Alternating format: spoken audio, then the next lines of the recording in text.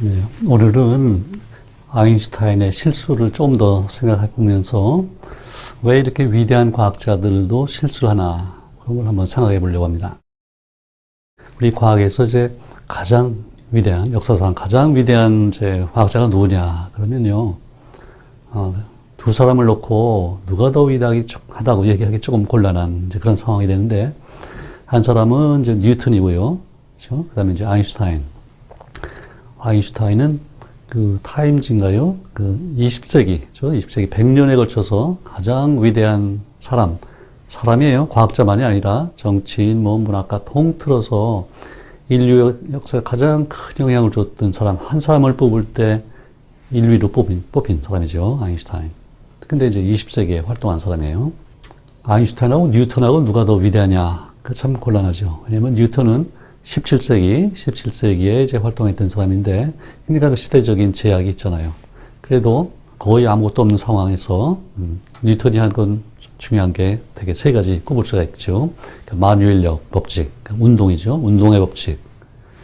역학이죠. 역학. 그 다음에 광학, 빛에 관한 연구.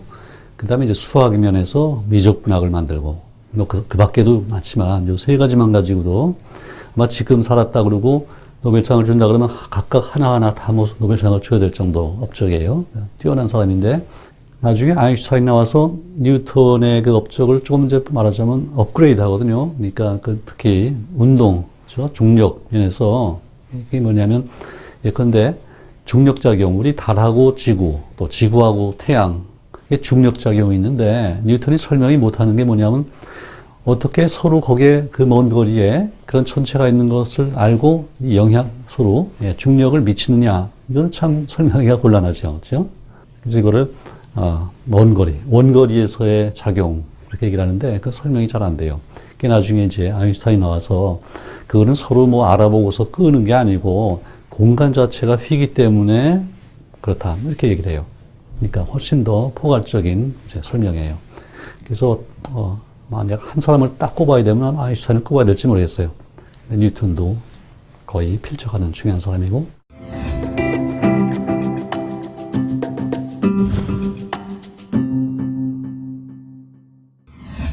자, 근데 아인슈타인의 경우에는요, 1905년 한 해에 정말 노벨상급의 업적을 세 가지를 내요. 그 세 가지가 뭐냐면, 하나가 브라운 운동이라는 게 있어요. 물에다가 꽃가루 같은 걸 띄워놓고 현미경으로 보면 이 꽃가루가 가만히 있지 않고 막 돌아다녀요. 이거를 이거는 물 분자, 물의 작은 분자라고 하는 입자들이 있어서 서로 막 운동하기 때문에 톡톡톡톡 치고, 이제 이렇게 설명을 해요. 그러면서 드디어 사람들이 처음으로 특히 물리학자들이 이게 원자가 정말 있구나, 분자가 있구나, 이걸 이제 받아들이게 되는데 아주 중요한 업적이고, 그 다음에 이제 광전 효과라고 있죠. 빛을 쪼이면 금속에서 전자가 튀어나와요. 그렇죠? 근데 빛이 만약에 우리가 보통 생각하듯이 파동, 그렇죠? 파동으로만 생각해서는 그게 설명이 잘 안 되는데, 빛도 하나의 입자다. 그렇죠? 광자라고 그러죠. 빛도 입자이기 때문에 가서 탁 때리면 전자가 튀어나온다. 이제 이렇게 설명해서 되게 중요한 업적이고, 그 다음에 특수 상대성을 그때 발표하죠. 1905년에. 그게 이제 세 가지 업적인데, 사실 우리 아인슈타인 그러면 보통 상대성이 제일 유명하기 때문에 아인슈타인이 상대성으로 아마 노벨상을 받았지, 이렇게 생각하기 쉬운데, 그게 아니고요. 몇 번 추천이 됐는데, 심사위원도 상대성을 잘 이해 못하고, 그래서 자꾸 선발이 안 돼요. 그게 나중에 광전 효과 가지고 추천을 해서 상을 받았어요. 1922년인가. 세 가지 중요한 일을 했는데, 이 특수 상대성하고 일반 상대성은 그보다 한 10년 후에 1916년에 이제 발표가 되는데, 특수 상대성은 소위 관성기에서 적용돼요. 관성기라는 건 어떤 두 개의 물체가 운동을 하는데 가속도가 없이 그냥 일정한 속도로 운동하는 그런 경우예요. 그런 경우에 적용되는 법칙이에요.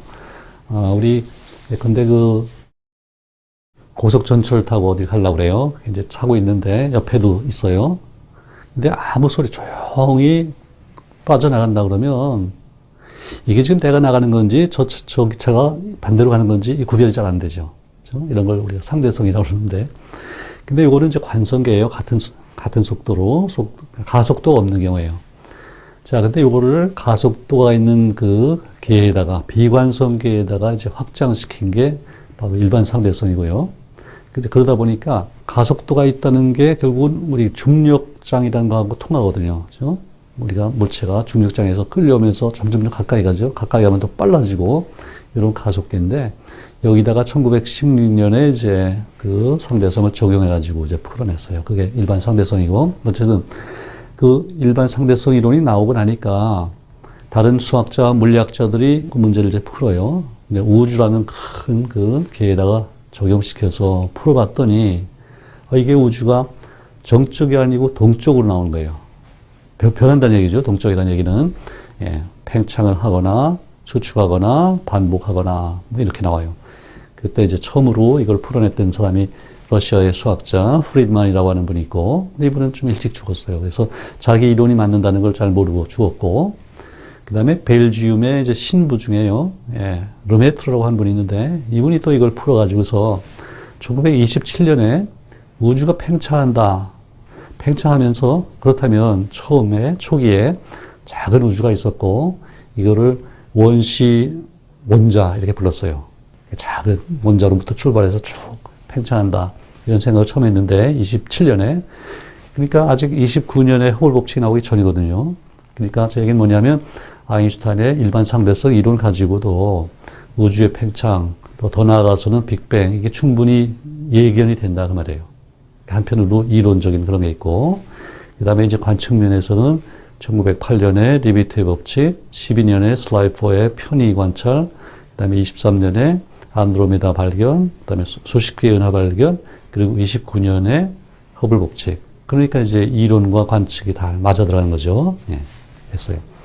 자, 그런데 그 이제 아인슈타인은 그 우주의 팽창, 뭐 우주가 동적이다, 이거를 잘 못 받아들여요. 그러니까 그거는 본인의 결국은 하나의 선입견이에요. 나는 우주가 정적이라고 믿는다. 근데 믿는 거하고 우리가 관찰해서 어떤 사실을 발견하는 건 좀 다르잖아요. 그죠?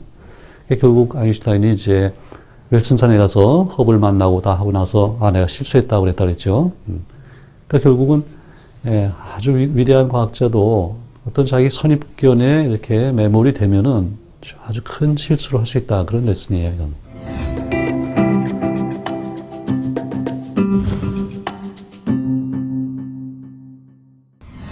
자, 그랬는데, 아무튼, 나중에 이제 우주 팽창이 확실해지니까, 아인슈타인이 이걸 철회했다 그랬고, 그리고, 지난 한 10년, 20년 사이에 우주가 이제 가속 팽창하는 게 발견됐다 그랬죠. 그러니까 허블 법칙이 나왔을 때는 아마 이게 팽창 속도가 거의 일정하리라고 예측을 해요. 일정하겠지. 그러다가, 물론 1970년대 초기, 아주 초기에는 좀 급격히 팽창을 할 것 같아요. 그렇죠? 빨리 팽창했다가 쭉, 우리가 이제 공을 하늘로 던지는 걸 생각해 보면요. 공이 정지해 있어요. 게다가 내가 힘을 줘서 던졌다. 나로 발사도 마찬가지죠. 그러면 처음에는 0에서 출발했잖아요. 정지해 있으니까. 0에서 출발했다가 움직이니까 그때는 굉장히 빨리 가속이 되는 거죠. 그렇죠? 그리고 이제 일단 출발하고 나면 한동안은 거의 일정한 속도로 올라가는 것 같아요. 그러다가 어떻게 돼요? 나중에 이제 중력작용으로 아래로 떨어져요. 그러면 그 중간 정도를 보면 뭐 거의 일정한 속도로 올라가는 것 같잖아요. 우주 팽창도 마찬가지예요. 그래서 앞부분은요, 그걸 인플레이션이라고 해요. 굉장히 빠른 속도로 확 팽창하는 짧은 시간이 있고, 그 사이에 이제 그 다음에는 거의 일정한 속도로 쭉 팽창하고. 지금까지 앞으로도 계속 그러리라고 이제 생각을 많이 한 거죠. 그러면서 한편으로는요, 아무리 그래도 팽창하다 보면은 중력작용이 있으니까 점점, 좀 느려지지 않을까. 근데 느려지면 결국 궁극적으로는 다시 한 점으로 뭉치겠죠. 그럴 가능성이 있다고 생각했어요. 그걸 우리가 빅 크런치라고 그랬어요. 빅뱅의 반대, 크런치. 그렇죠? 그러면 아마도 그게 맞다면 빅 크런치가 그 다음 세대 우주의 빅뱅이 될 거예요. 그렇죠? 그럼 거기서 다시 한번 쫙 팽창하고, 그러면 그때는 그 과거에 다른 우주가 있었는지 빅 크런치가 있었는지 그걸 알 수가 없죠. 그렇게 생각했는데, 이제 가속 팽창이 발견되고 나니까 이제 그럴 가능성은 없어졌어요. 그렇죠? 이게 팽창하다가 이제 속도가 줄면은 빅 크런치가 되겠지만은, 계속 가속 팽창하기 때문에 이제 현재 우리가 믿는 바로는요, 우주는 앞으로 계속 팽창해요. 쫙 온도는 점점 떨어지고 그렇게 이제 우주는 종말을 맞을 때가 틀림없습니다.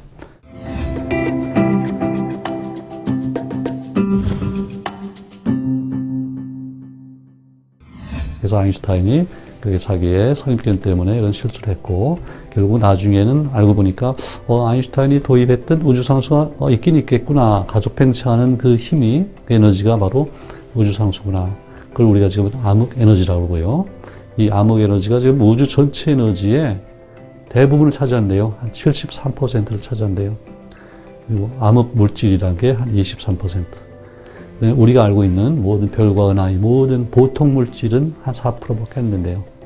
이렇게 자꾸 우리가 새로운 걸 알아가고, 암흑 에너지의 정체가 뭐냐, 암흑 물질의 정체가 뭐냐, 이게 지금 과학이 가지고 있는 가장 큰 숙제 중에 하나고, 지금 상황이 그렇게 됐습니다.